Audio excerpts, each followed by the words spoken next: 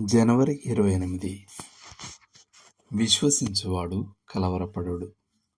Asia 28:16.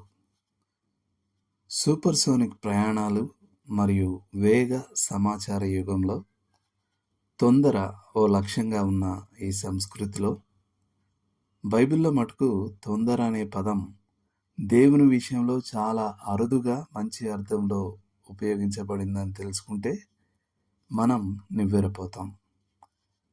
నేను అరుదుగా అని ఎందుకంటున్నానంటే, తప్పిపోయి తిరిగి వస్తున్న కుమారుని కలుసుకోవడానికి తండ్రి పరిగెత్తిన సందర్భం ఉంది.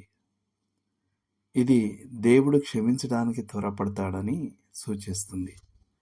కానీ సాధారణంగా చెప్పాలంటే దేవుడు తొందరపడడు. దావీదు రాజు పని మీద నేను త్వరపడి రావాల్సి వచ్చెను అని చెప్పినప్పుడు అతను కపటంగా ప్రవర్తించాడు.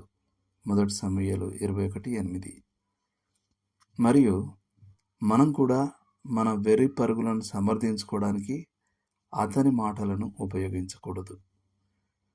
స్పష్టమైన నిజం ఏమిటంటే, మన వాక్యం చెప్తున్నట్టు మనం నిజంగా ప్రభువును విశ్వసిస్తే తొందరపడవలసిన అవసరం లేదు.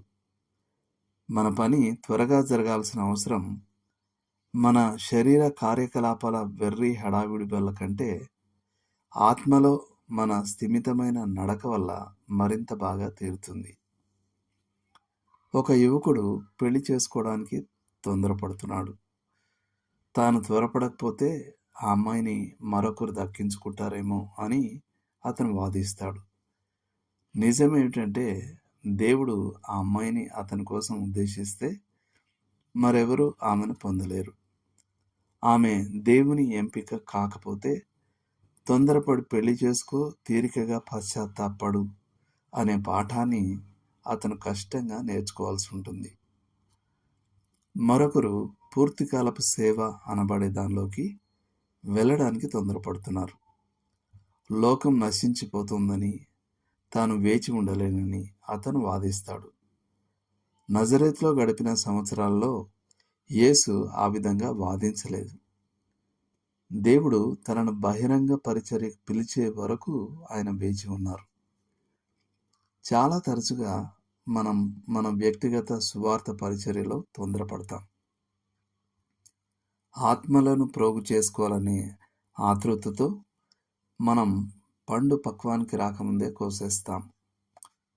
ఒక వ్యక్తిని పాపం విషయంలో పరిశుద్ధాత్ముడు పూర్తిగా ఒప్పించడానికి మనం అవకాశం ఇవ్వడంలో విఫలమవుతాం.